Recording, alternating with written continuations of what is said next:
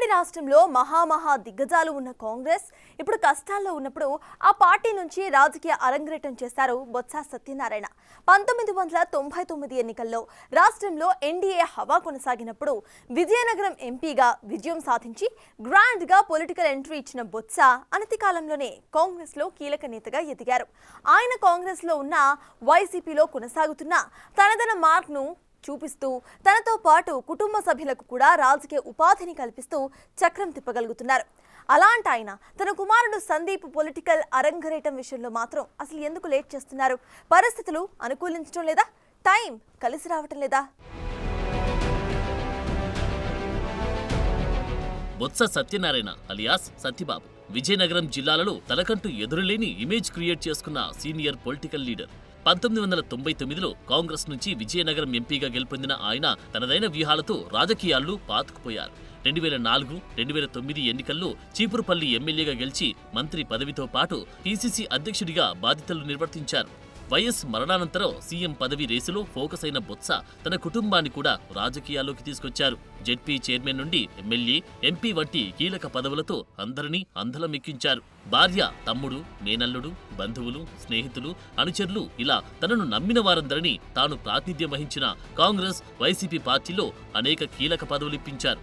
సత్యబాబు సిఫారసు చేస్తే ఉద్యోగమైన, కాంట్రాక్ట్ అయినా, పొలిటికల్ పదవైనా దక్కాల్సిందే అనేది ఉమ్మడి విజయనగరం జిల్లాలో నానుడి.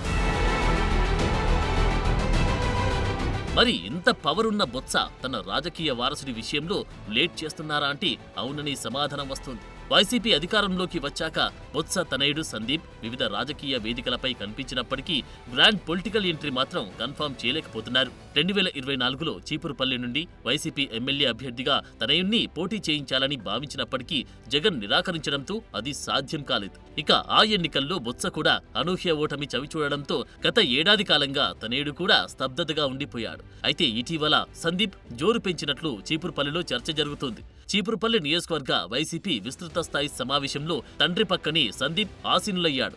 అంతేకాకుండా మండల స్థాయి నాయకులతో సమావేశాలు నిర్వహిస్తూ క్యాడర్ను యాక్టివ్ చేస్తున్నారట. కార్యకర్తలకు, నాయకులకు తానున్నాననే భరోసా ఇస్తున్నాడట. ధీరా ఫౌండేషన్ ద్వారా బొత్స వారసుడు చేస్తున్న సహాయ కార్యక్రమాలు విజయనగరం జిల్లాలో అతనికి మంచి గుర్తింపుని తెస్తున్నాయట. మరోవైపు బొత్స కూడా తనయుడు ఎదుగుదల కోసం ప్రణాళికలు రచిస్తున్నారట. తనయుణ్ణి జిల్లా వైసీపీ అధ్యక్షుని చేస్తే జిల్లా రాజకీయాలపై అవగాహన పెరుగుతుందని ప్లాన్ చేస్తున్నారట.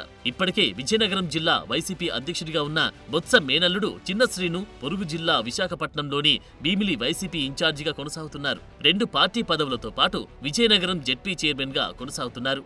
బొత్స మేనల్లుడిగా రాజకీయాల్లోకి వచ్చి జిల్లాలో అన్ని వ్యవహారాలు చక్కబెడుతూ వచ్చిన చిన్న శ్రీను తర్వాత సొంత ప్రాబల్యం పెంచుకోవడానికి ప్రయత్నించడంతో బొత్స అతన్ని దూరం పెట్టారు. ప్రస్తుతం విశాఖ స్థానిక సంస్థల ఎమ్మెల్సీగా ఉన్న సత్యబాబు మండలిలో ప్రతిపక్ష నేతగా వ్యవహరిస్తూ తన రాజకీయాన్ని విశాఖ జిల్లాకే పరిమితం చేస్తున్నారట. ఆ క్రమంలో విజయనగరం జిల్లా వైసీపీ అధ్యక్ష పదవిలో సందీప్ను కూర్చోబెడితే చిన్న శ్రీను ప్రాబల్యం తగ్గించడంతో పాటు తన వారసుడికి జిల్లాపై పట్టు పెరుగుతుందని యోచిస్తున్నారట.